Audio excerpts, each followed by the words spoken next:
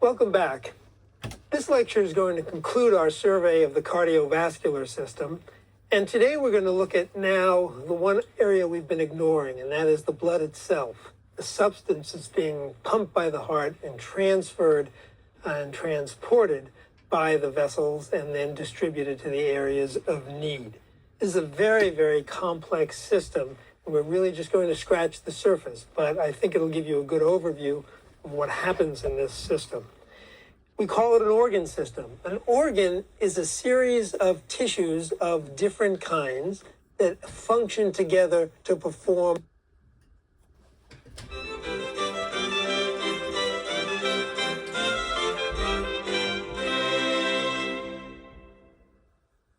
Welcome back. This lecture is going to conclude our survey of the cardiovascular system. And today we're going to look at now the one area we've been ignoring, and that is the blood itself. The substance is being pumped by the heart and transferred and transported by the vessels and then distributed to the areas of need. This is a very, very complex system, and we're really just going to scratch the surface, but I think it'll give you a good overview of what happens in this system. We call it an organ system. An organ is a series of tissues of different kinds that function together to perform one certain task in the body. This may be a very complex task or a very simple one. For example, the skin is an organ. It is the waterproofing and the protection of our body, and it functions as one system, although it's made up of many different kinds of cells and tissues.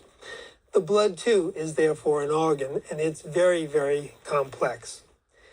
We have about somewhere between 5 and 6 liters, nearly quarts, in our body total, about a gallon and a half, and it constitutes about 8 or 9% of our total body weight.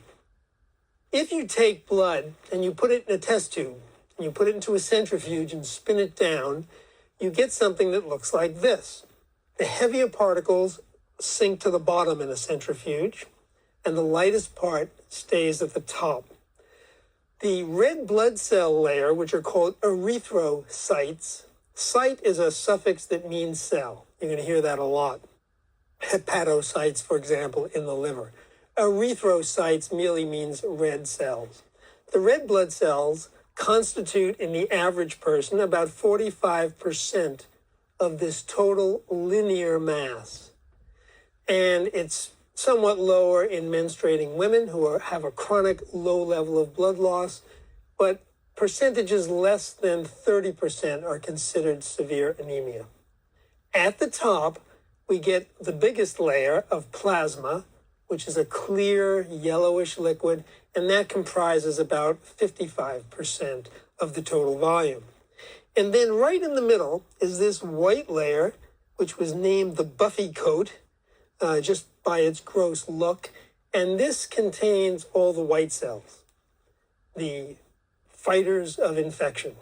And this comprises usually about 1%, although certainly not 1% of function. It's a very important functioning part of the system. We have another term you're going to hear a lot about, actually 2 terms. You go to the doctor and they take some blood and they'll tell you what your hemoglobin and your hematocrit are.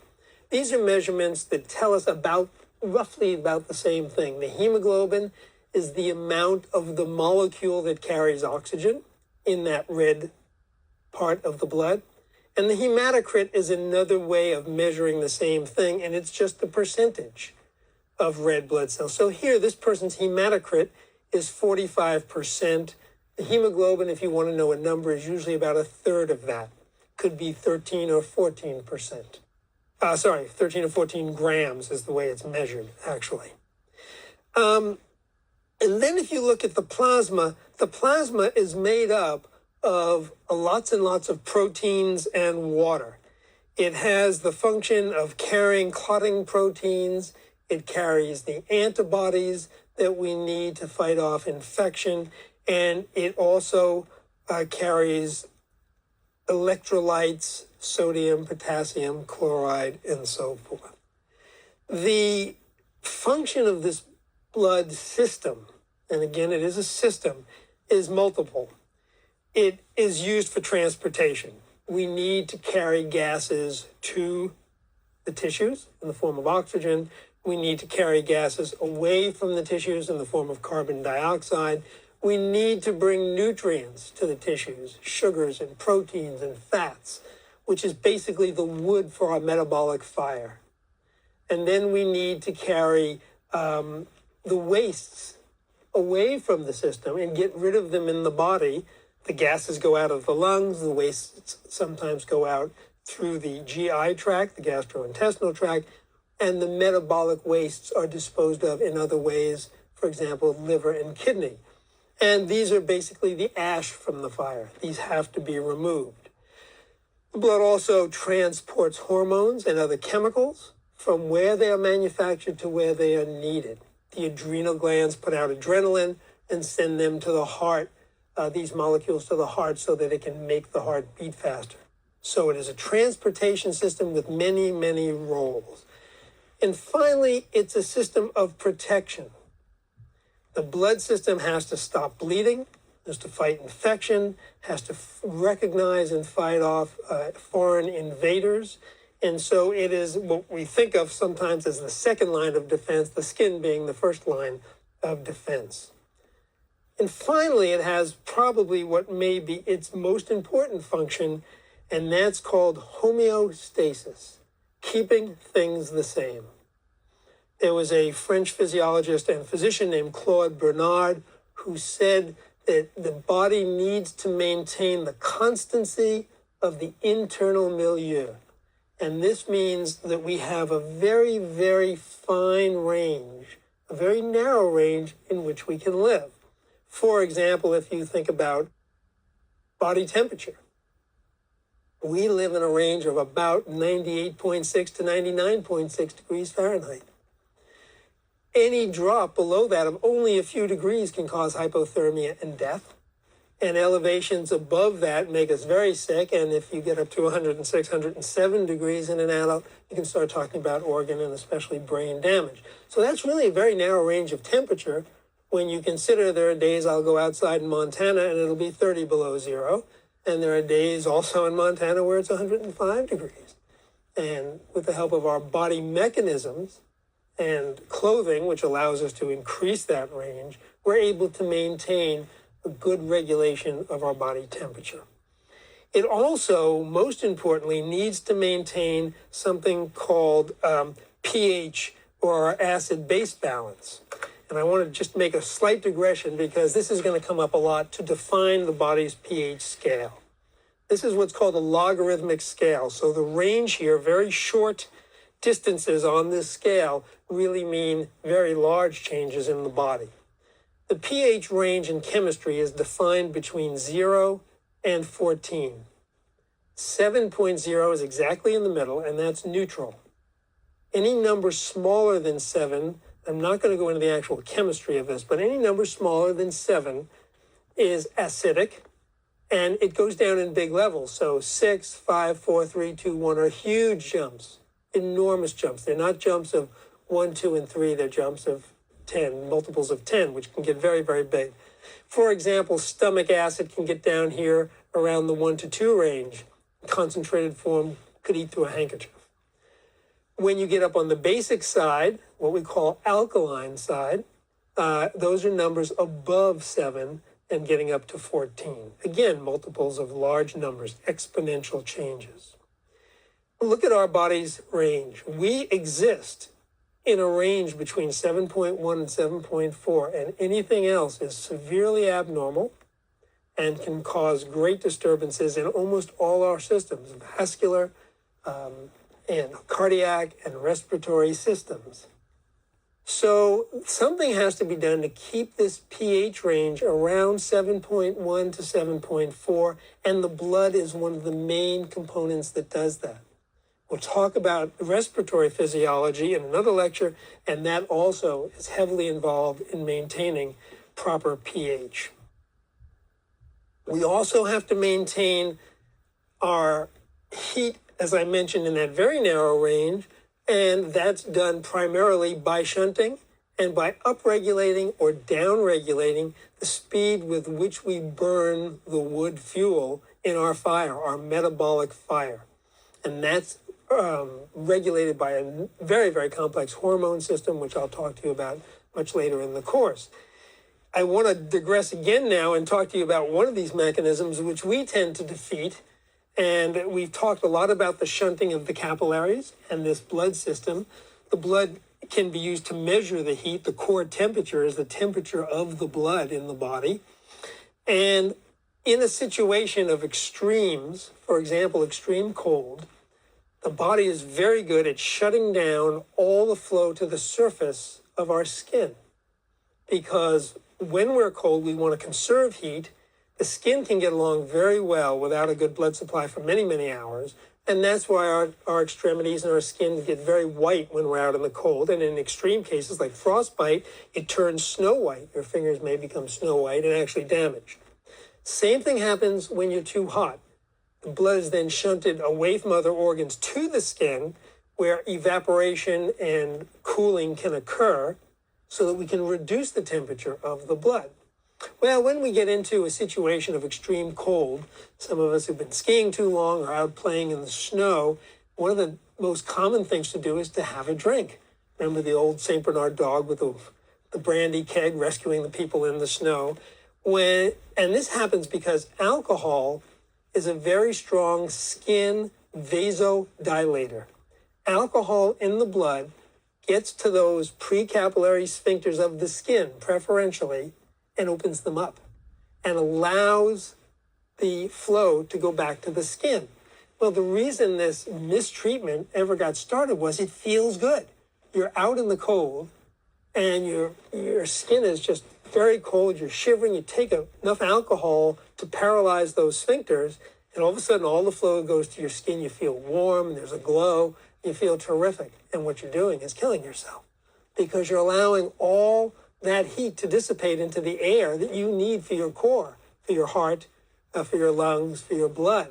And with enough time, you will freeze to death. You'll become hypothermic and then suddenly go downhill and crash. So alcohol is really the curse of the outdoorsman and people who are trying to rescue those who are in trouble from hypothermia. Let's go to the composition of the blood next, because this is an area that we're going to look at again and again. If we look at the whole composition of the body's fluids, we look at the total body weight, and about 92% of this total body weight is fluid and other tissues, bone, muscle.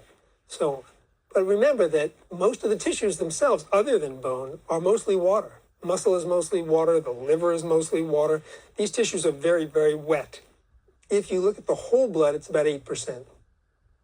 If we take just the whole blood and ignore the rest of the water, we look at the plasma, we said that was 55%, and it broke down into mostly water. 95% is water. You have dissolved solutes and waste products, such as ions like sodium, potassium, urea, things we want to get rid of, such as urea. And then the proteins, which are 7%, and they constitute albumin, which is very important, building block, the globulins, which are very important for the immune system, fibrinogen, which is a clotting factor, and then some others. The other solutes, as I mentioned, are electrolytes, gases, some of the nutrients, and other signalers, regulatory substances, which I won't talk about now.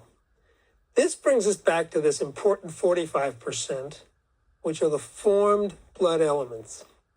Now, we're going to look at this in more detail, but basically we have white cells called leukocytes. Leuko means white. Red cells, erythrocytes. And then we have some things called platelets, which are here, look like little shattered, broken dishes. That's exactly how they got their name. Here in the breakdown, these run in normal ranges of 4 to 5 million in a cc of blood. The white cells are 5 to 10,000. Somebody with leukemia, the white blood, may have 100, 200, 400,000 white cells. They happen to be bad white cells because they're malignant. I'll talk to you about those at some time later. And then the platelets, which are somewhere in this range of 250,000 to 400,000 in a cc of blood, and that's a lot. And they look like the little broken particles. And then there's a further breakdown of the kinds of white cells that I won't dwell on now because we're going to go into those one by one a little later. The erythrocytes basically capture and hold oxygen in the hemoglobin molecule, and then they release that oxygen when they get to the tissues. They then pick up carbon dioxide, bring that out to the lungs for excretion. The erythrocyte looks like this. There it is, showing it at 8 microns in diameter, and it's a biconcave disc. And if you look at this shape, the reason this shape evolved is that it's very good for the exchange of gases. If it were a ball, it would also be good for the exchange of gases, but it would take up too much room. So what evolution did was it got rid of its nucleus, and it just made it pure hemoglobin inside this disc. This disc can also fold. A ball can't fold, and it can get through narrow spaces sometimes. And when the red blood cells are actually first formed in the system, and we turn over our red blood cells about every 120 days, they actually have a little nucleus. And we can tell if somebody is anemic or fighting an anemia by seeing too many nucleated red blood cells in the blood, because those should go away. Those are the immature forms. If you go to much, much greater magnification, you look at the hemoglobin molecule inside the red cell, it looks something like this. And this little disc is its iron base. Fe is the chemical symbol for iron, ferrous or ferric, and it is an iron-based molecule with nitrogen and carbon and hydrogen, which is what most biologic systems contain. Now, there's a lot of these molecules in hemoglobin. In every red cell, there's about 300 million of these. There's a lot of oxygen-carrying capacity in them. And they have a very high affinity for oxygen. And the affinity is pH-based. Now, they also have a certain affinity for the carbon dioxide, and it's a beautiful system because what happens in this system is that different pHs occur in different parts of the system, of the cardiovascular system, favoring the release or the retention of oxygen and carbon dioxide. So when you have blood with oxygen on it, the hemoglobin with its attached oxygen molecules coming to the tissues, the pH at the tissue level is just right for the release of the carbon dioxide and the retention, of the oxygen into the tissues and the retention of the waste carbon dioxide. When it gets back out to the lungs, the pH changes slightly. And this complex molecule favors the absorption of oxygen and the release of carbon dioxide. It's an absolutely beautiful, beautiful system. There are some problems, and we always get into the problems here. There's another molecule that looks very much like carbon dioxide, and it's called carbon monoxide. In our world, incomplete combustion results in carbon monoxide, both in the atmosphere, in artificial products, and also in our body. If you look at this slide, when you combine a hydrocarbon, this is hydrogen and carbon, and I have it in quotes because it's in varying combinations throughout our body. Almost all of our body are some combinations of hydrogen and carbon. That's organic chemistry, organic material. When it burns in the flame of combustion with oxygen supports combustion, the product is usually carbon dioxide and water. We can deal with the water, we can deal with the carbon dioxide, 2 oxygens. But in situations of incomplete combustion, for example, if you burn your improperly ventilated stove indoors, you will release with wood, which is also hydrogen and carbon monoxide. It doesn't have enough oxygen for the complete combustion. Badly tuned carburetors in cars, bad wood stoves, all sorts of sources for carbon monoxide in our environment.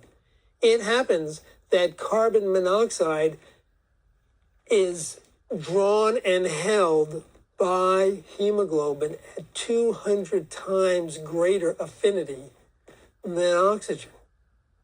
So if you fall asleep in your car or in your bedroom with a badly ventilated heater, charcoal stove, you start breathing carbon monoxide, it will attach to the hemoglobin and it won't let go.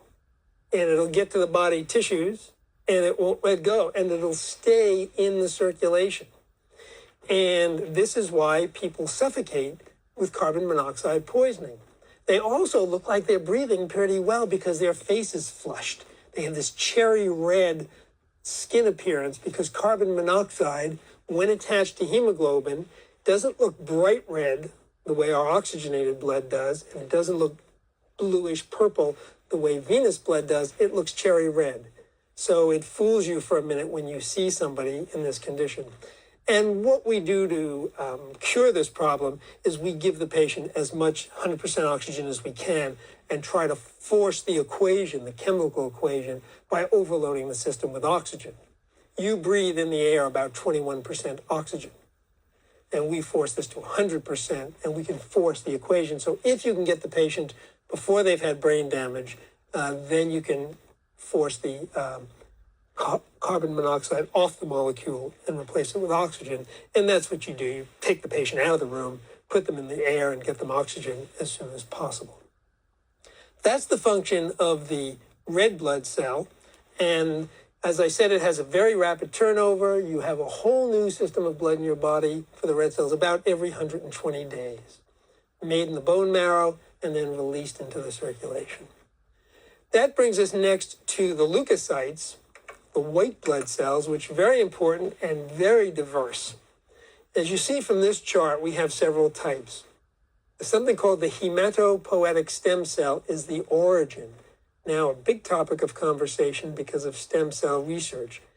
Basically, stem cells are the cells from the original union of the sperm and egg that are multi-potential, sometimes called pluripotential. They can become anything. And then when signals are given to them, they start differentiating. They become different from other stem cells, going down different lines. Muscle, they may become myocardium, they become brain, they may become blood, they may become bone. Those are called determined stem cells. They have been determined on a path. They can't change that path. Then you get down further along the line, they differentiate more into very specific cells until you have in the bloodline a hemopoietic stem cell. This is the stem cell that will become all the other blood elements. Some of them become erythroblast. You will hear the word blast meaning an early young form, a red early young form with nuclei, and it goes further along differentiation until eventually it loses its nucleus, which is destroyed and reused, and then you have the erythrocytes we talked about. You then have this next line of stem cells, which differentiate again, and they form basically three kinds of white cells, all with different functions. These eosinophiles, which merely means I love the red color, or the pink color, because they tend to look pink under the microscope when we stain them artificially. In nature, you do not see them with any color at all. All these pretty pictures are the artificial chemical stains we use as a standard so that we can see them under the microscope. They'd be otherwise invisible and translucent. These cells are involved with allergy responses. You have this middle line here, very important cell called neutrophils. They call them neutrophils because we used to call them polymorphonucleoleucocytes, which was too much for anybody to say. It merely meant that their nuclei had different shape. Polymorpho, different shape, nuclear leukocytes. And these are the main bacteria-fighting elements in our blood. And we have basophils, which stain dark. That's this basal color. And they are involved in allergy processes. Then we have monocytes, which become a wonderful term, the wandering macrophage. It's a very romantic term, I think. Macrophage means a big eater, a big cell that eats a lot, and this wanders through the body, eating up debris, dead cells, things we've killed. And finally, another line of these lymphocytes, which break down into several kinds. I'm going to go into great detail in our lecture on the immune system, almost entirely about lymphocytes, so I'm not going to talk about them too much, except to say that they do play their role in the immune system. Finally, this megakaryoblast becomes a megakaryocyte, meaning big, and they break up into platelets, these tiny little fractured particles, and those particles are the ones that help us stop bleeding. They have lots of functions. They mainly alert us to stranger danger, and they can release chemicals called lysins and perforins, which can perforate foreign dangerous elements, cells, let's say, of a cancerous type, foreign bodies, and break them up and destroy them. They can move out of the blood vessels, get into the tissue, and attack the danger there, whether it be bacteria or something else.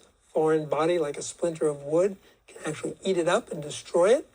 Once they go out of the system, they can never come back in. So they either die or are destroyed themselves. Once they've done their body, they're very altruistic cells. The human blood is sterile in normal circumstances. If we take human blood and we try to grow it either in an agar dish for bacteria or in tissue culture for viruses, we should get no growth ever. This is not true of many animals. Normal animal tissue, such as a dog, have certain bacteria. Dogs, cats, other mammals that we might equate our own body with have bacteria as a normal part of their body. We don't. We have sterile tissues. If there is bacteria in our tissue, that's an infection, we know that's bad. If you have bacteria in your blood, that's called a bacteremia. Emia is the suffix for blood. If you have virus in your blood, for example, if you had polio or the flu, you get a viremia. Those cause a violent reaction. You get very sick when you have that. This is when you get shaking, chills, and fever, and headache, and drops in blood pressure sometimes. It can be more or less serious, but it usually tells you very quickly that you're not well. That's bacteremia and viremia. There's something called septicemia, and it's slightly different and much worse. Bacteremia and viremia, those foreign organisms, the infectious agent, are just circulating in the blood. In a septicemia, they're growing in the blood. They're reproducing and multiplying in the blood. They're just not on their way somewhere else. That's very serious. That has a very high mortality to it. People die from those types of conditions. And finally, we look at the platelets in the blood. The platelets are a fascinating bunch of broken down cells. What happens when the platelets become called into action is that there has been some bleeding taking place. If you look at this slide, here's the blood circulating. Here are the red cells. Here's the lining of the cell wall. And here's some damage to the endothelium, the blood cells lining. You see the single layer of cells that line the internal side of our vessel.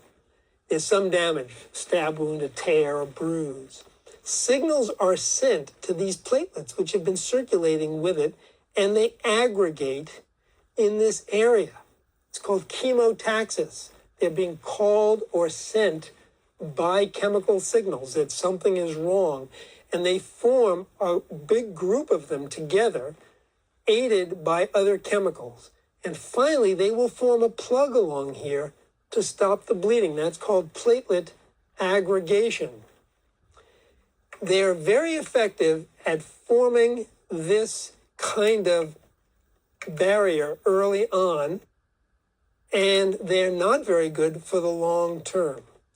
They then trigger a cascade of reactions that's very, very complex, far beyond the scope of this course. Usually an entire semester or a year's course in itself has to do with blood clotting and hemostasis.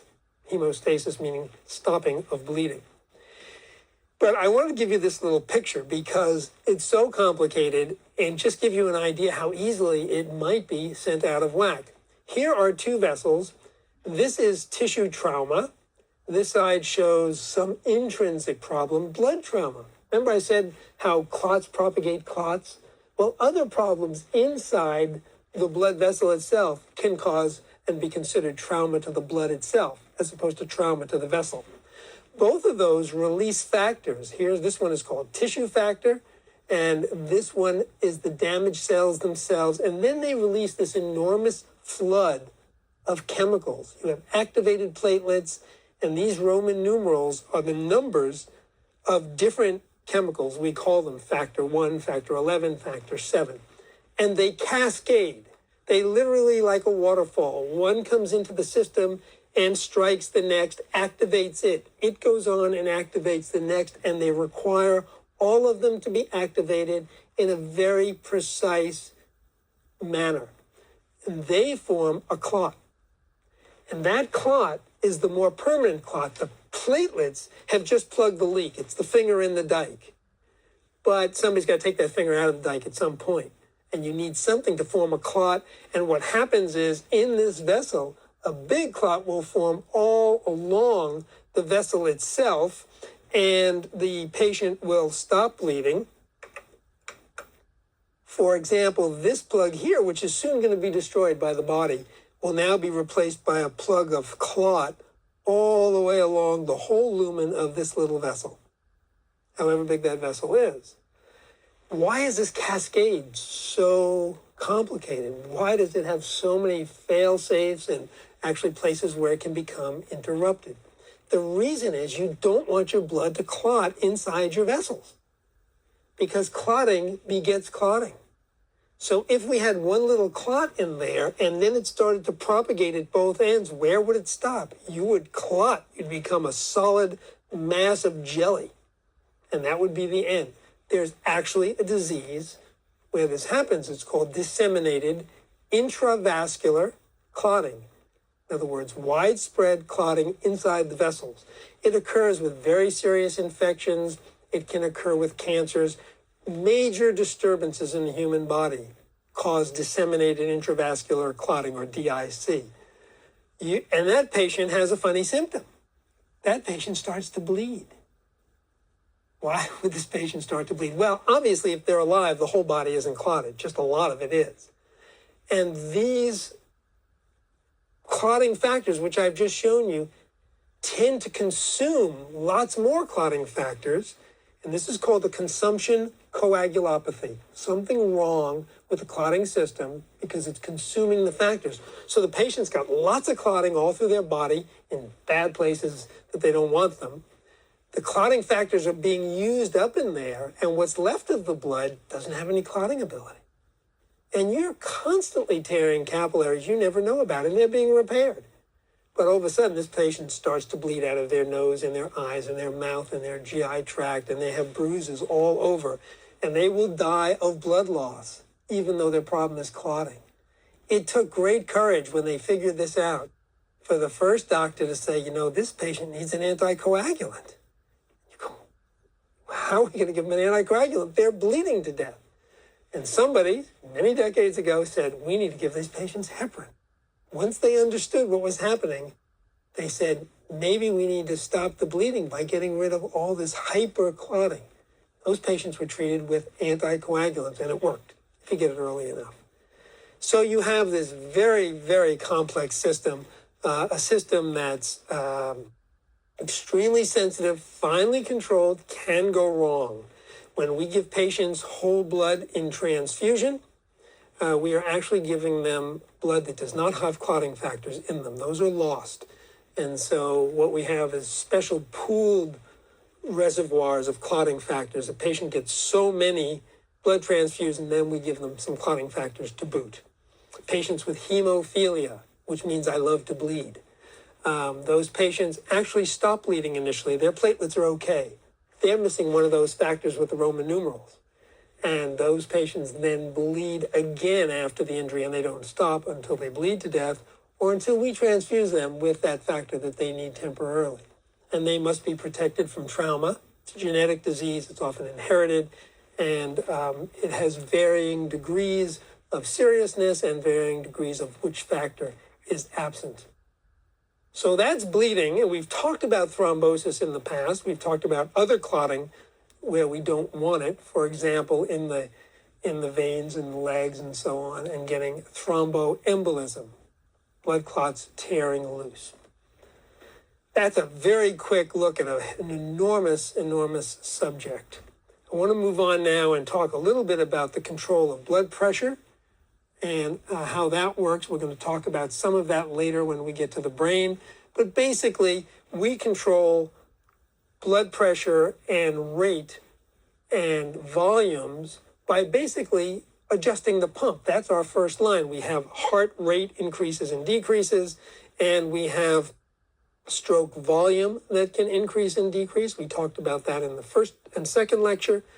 And now we have some fine regulation.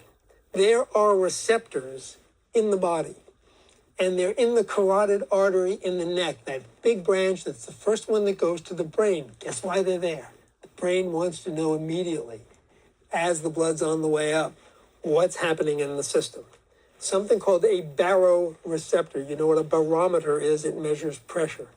Baroreceptors are in the carotid artery, and it measures precisely second to second blood pressure changes. It is a system that tells the brain immediately if there's a drop in the blood pressure. There are also some of these receptors in the brain itself, and the brain only wants to know one thing. Is the pressure going down? The brain says, I don't want the pressure going down. The brain doesn't even look for why the pressure is going down. It doesn't have receptors out in your arms and your feet and your intestines to maybe figure out the diagnostic side. We're the diagnostic side, not the brain. The brain only wants to know that the pressure is going down. It doesn't care why, and it will do everything it has to do to signal the body to bring that pressure up immediately. Because if the pressure doesn't come up immediately, you will faint. And once you faint, you're in a much worse position than you were a second ago. The long-term solutions to these problems come later. Now, this can be dehydration, bleeding, drugs, anesthesia. It's a whole variety we've talked about, and we'll talk about more, as to why the blood pressure would drop. Brain doesn't care. Brain says, I need the blood. Here's what I'm going to do to get it, and it does it. It will signal, for example, the kidney in cases of dehydration or blood loss. It doesn't care what it is. It just wants the kidney to stop making urine, not let you get rid of any more water. It will stop blood flow to certain organs. It will do anything. And you can fool the brain. It's rather interesting. You can, for example, tell the brain there's too much blood pressure. And we do this in medicine on purpose. Those baroreceptors are right under my finger. You all who put your finger against your neck can feel the carotid artery pulsing sometime right between the big sternocleidomastoid muscle and your trachea. You'll feel your carotid artery.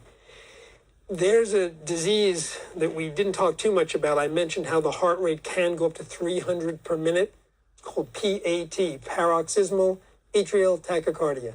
The atrium just goes ripping off at 300 beats per minute. It's huge. And you can't tolerate that very long. And it happens paroxysmally, suddenly ending, suddenly ending. Patients are very susceptible to this, certain people with diseased hearts. What we do is we want the brain to send a signal to that patient to slow down the heart. I'll tell you how that happens in our brain lectures, but right now know that there is a nerve that can slow down the heart. What we do as doctors is we take a thumb and we rub really hard on the carotid right over those receptors. And we put pressure on those receptors, and the receptors go, oh, high blood pressure, because we're squeezing them. It sends a signal to the brain that says, whoa, high blood pressure, and the brain sends a signal to the heart that says, slow down. Pressure's too high, you're going to blow out a vessel, I'm going to have a stroke. And the heart slows down, and you can break the tachycardia just like that. Go from 300 back to 80. And there's a very simple way, by understanding the physiology, that we're able to apply without fancy diagnostic matters, without any drugs, without any equipment on hand. Just press on that carotid body. We don't press on both carotid bodies. Think, well, if one is good, two would be better.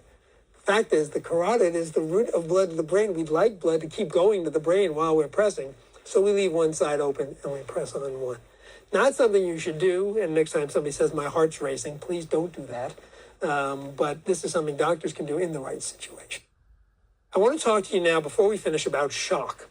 Shock is a subject that is misunderstood, a term that is used usually incorrectly.